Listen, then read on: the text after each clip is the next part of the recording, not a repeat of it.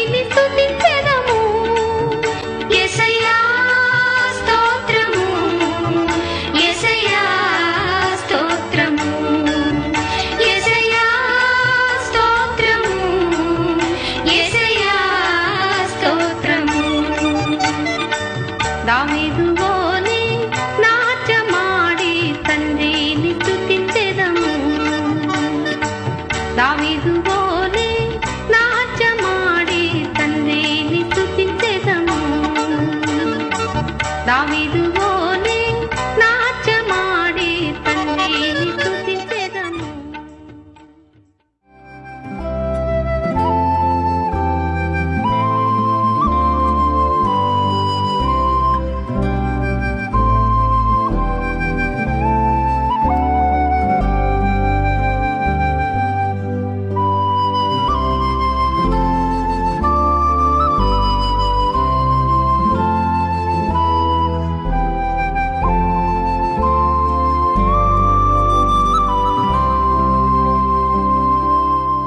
అనుదిన దైవ ధ్యానమునకు స్వాగతం.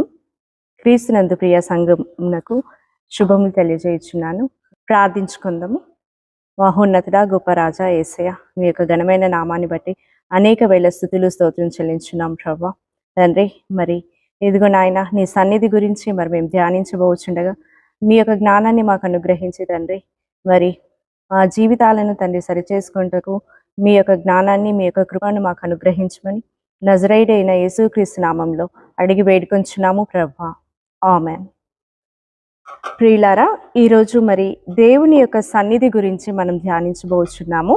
దేవుని సన్నిధిలో మరి మన నడతను ఏ విధంగా ఉంచుకోవాలి, దేవుని సన్నిధిలో మనము ఎంత వణుకుచు మరి భయముతో మరి ఆయన సన్నిధిలో మనం ప్రవేశించాలి, మరి ఆయన సన్నిధి ఎంత శక్తివంతమైనది, ఎంత పరిశుద్ధత కలిగిందో మరి ఈరోజు మనం ధ్యానించుకుందామండి. 2వ సమూయేలు గ్రంథము 6వ అధ్యాయం చూసినట్టయితే అక్కడ దావీదు మరి మందసాన్ని తన పట్టణానికి తీసుకుని వెళ్ళే సన్నివేశాన్ని మనం చూడవచ్చు. మరి ఇక్కడ చూసినట్టయితే దావీదు మహారాజు మందసాన్ని మరి ఏ విధంగా తన పట్టణానికి తీసుకువెళ్ళాడు. గిబియాలోనున్న అబీనాదాబు ఇంటి నుండి మరి 30,000 మంది శూరులను తీసుకొని ఆయన బయలుదేరాడు. ఎందుకు మరి 30,000 మంది శూరులను తీసుకొని వెళ్ళాడు అనగా, ఈ కాలంలోనే మనం ఒక విఐపిని మనము ఇన్వైట్ చేయాలి అంటే ఒక పెద్ద కాన్వాయ్ తీసుకొని వెళ్తాము. మరి ఇది దేవుని మందసము, ఆయన ప్రత్యక్ష సన్నిధి అందులో ఉంటుంది. మరి అలాంటి ప్రత్యక్షతను మరి ఆయన తీసుకొని వెళ్ళాలి అంటే 30,000 మంది శూరులను తీసుకొని మరి దావీదు మహారాజు మరి బయలుదేరి ఉన్నాడు. ఇక్కడ చూసినట్టయితే మరి దావీదు ఎంతో భయపడుతూ ఎంతో భక్తిగా మరి దాన్ని తీసుకొని వెళ్తున్నాడు. ఆ సమయంలో మరి అనుకోని విధంగా ఉజ్జా యొక్క చెయ్యి ఆ మందసాన్ని తగులుతుంది. ఎందుకనగా ఆ ఎడ్ల బండిలో నుండి ఎద్దు ఒకటి పక్కకు తప్పుకున్నందువల్ల అన్ఎక్స్పెక్టెడ్ గా ఉజ్జా యొక్క చెయ్యి మరి మందసాన్ని తాకినప్పుడు ఆ ఉజ్జా అక్కడే పడి మరణిస్తాడు. మరి ప్రియులారా, అనుకోని సంఘటన అన్ఎక్స్పెక్టెడ్ గా జరిగిన దానికే దేవుని యొక్క ఉగ్రత అంతగా ఉంటే, మరి దేవుని సన్నిధిలో మనము అన్నీ తెలిసి మరి మన ప్రవర్తనను ఎలా ఉంచుకోవాలి, మనం పరీక్షించుకోవాలి. మరి ఈ ఉజ్జా యొక్క మరణం చూసిన తర్వాత దావీదు మహారాజు ఎంతో బాధపడతాడు. అయ్యో, మరి దేవుని సన్నిధి ఇంత గొప్పదా, మరి ఇంత పరిశుద్ధాత్మ ఇంతగా మనుషులని మరి దహించి వేస్తుందా అని ఆయన భయపడి దావీదు మహారాజు ఏం చేస్తాడంటే ఆ మందసాన్ని తన పట్టణానికి తీసుకొని వెళ్ళకుండా గిత్తీయుడగు ఒబేదేదోము ఇంట 3 నెలలు ఆ యొక్క మందసాన్ని ఉంచుతాడు. దావీదు మహారాజు భయపడి తన పట్టణానికి తన పురానికి తీసుకుని వెళ్లకుండా గితీయుడైన ఒబేదేదోము ఇంట 3 నెలలు ఉంచాడు.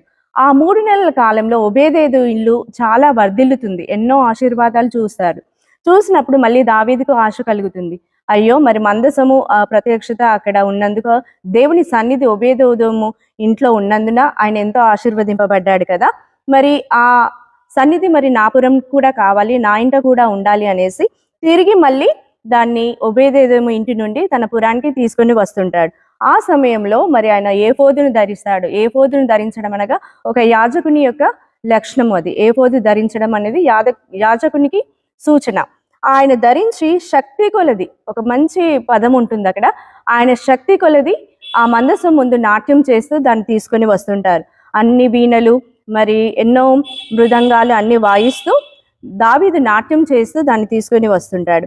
మరి ఇక్కడ చూసినట్టయితే ఒక బాధాకరమైన విషయం ఏంటంటే, మీకాలు, సౌలు కూతురైన మీకాలు, దావీదు యొక్క భార్య అయిన ఆవిడ తన భర్తను చూసి ఆ వీధుల వెంట నాట్యం ఆడుచుండగా చాలా హృదయమందు నొచ్చుకుంటుంది, ఆయనను హృదయమందు అసహించుకుంటుంది. ఒక రాజు ఏంటి వీధుల ముందు పనివారి ముందు నాట్యం చేయడం ఏంటి అని తను బాధపడుతుంది తన భర్తను బట్టి. కానీ ఇక్కడ దావీదు దేవుని సన్నిధిలో నాట్యమాడుటకు, ఆయనను స్తుతించుటకు ఏమాత్రము సిగ్గుపడలేదు. ఆయన ఒక మాట అంటాడు, ఏమని అనగా, నీ తండ్రి అతని సంతతిని విసర్జించి ఇశ్రాయేలీయులను తన జనుల మీద నన్ను అధిపతిగా నిర్ణయించుటకై నన్ను ఏర్పరచుకున్న యెహోవా సన్నిధిని నేను అలాగు చేసి తిని. నేను నీ తండ్రి ఏదైతే నాకు ఇచ్చాడో ఆ దేవుని యొక్క సన్నిధిలో నేను నాట్యం చేశాను, కానీ ప్రజల ముందు కానీ లేకుంటే ఈ లోకాన్ని మెప్పించుటకు నేను నాట్యం చేయలేదు, కాబట్టి నేను చేసింది ఏమీ తప్పు కాదు అనేసి ఆయన చెప్తాడు. అయితే ఇక్కడ మీకాలు మాత్రం ఒక శిక్షకు గురి అవుతుంది. ఆమె మరణం అయినంత వరకు కూడా తను గొడ్రాలుగానే ఉంది, పిల్లల్ని కనలేదు. ప్రియులారా, మరి దేవుని సన్నిధిని అపహసించిన, దేవుని సన్నిధిని మనకు తెలిసి తెలియక మనం తప్పు చేసినా కూడా ఉజ్జా వలె మనం మరణం నొందుతాము, మీకాలు వలె శాపాలు మన పైకి తెచ్చుకుంటాం.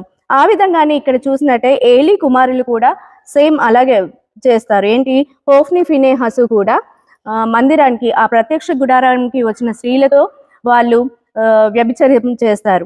ఆ సమయంలో మరి ఒక శాపం వారి మీదకి వస్తుంది. వయసులో ఉన్నప్పుడే వాళ్ళు అకస్మాత్తుగా మరణిస్తారు. మరి ఆయన సన్నిధిని పరిశుద్ధంగా ఉంచని ఎడల మరి శాపాలు ఇలా వస్తుంటాయి. మరి కొత్త నిబంధనలో చూసినట్టయితే మనము మత్తయి సువార్తలో చూసినప్పుడు 5వ అధ్యాయం 27వ వచనంలో మరి యేసుక్రీస్తు యెరూషలేము ప్రవేశం చేసినప్పుడు అక్కడ వాళ్ళు రూకలు మార్చువారు, మరి పక్షులను అమ్మువారు, వ్యాపారం చేయవారు ఉన్నప్పుడు దేవుడు చాలా బాధపడతాడు, కోపించుకుంటాడు. యేసుక్రీస్తు మరి మనం బైబిల్లో చూసినట్టయితే ఆయన ఆగ్రహానికి గురైన సన్నివేశం, ఎందుకనగా తన మందిరాన్ని దొంగల గృహంగా మార్చేయనారని మరి అక్కడ చెప్తాడు. కాబట్టి మరి ప్రియులారా, ఆయన సన్నిధిలో మనం ఉన్నప్పుడు, ఆయన మందిరంలో ఉన్నప్పుడు మన ప్రవర్తనని మనం జాగ్రత్తగా చూసుకోవాలి. లేనిచో మన పిల్లలకి మనకు అన్ని శాపాలే ఉంటాయి. మరి దేవుని సన్నిధికి చేరినప్పుడు మన వస్త్రధారణ కానీ, మన మాట తీరు కానీ, మన చూపు కానీ, మన ప్రవర్తన కానీ చాలా జాగ్రత్తగా ఉండాలి. మరి ఈ వాక్యము దేవుడు దీవించును గాక.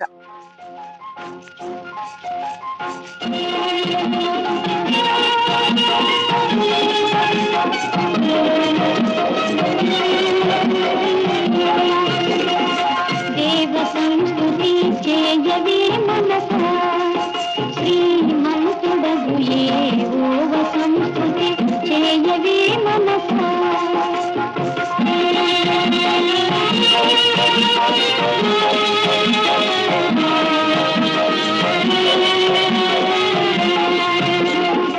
దేవ సంస్తుతి చేయు మాన జీవమాయే మోహా దేవుని పావన నామమును కీర్చుమా.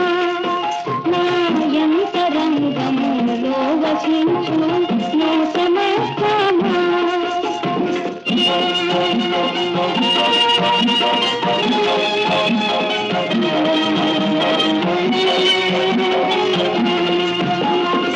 జీవమాయే యెహోవా నీకు చేసిన మేలన్నరువాకు, నీవు చేసిన పాతకములను మన్నించు జంతువులేవియుండే ఉండజేయును. ఆ కారణము చే దేవ సంస్తుతి చేయవే మనసా.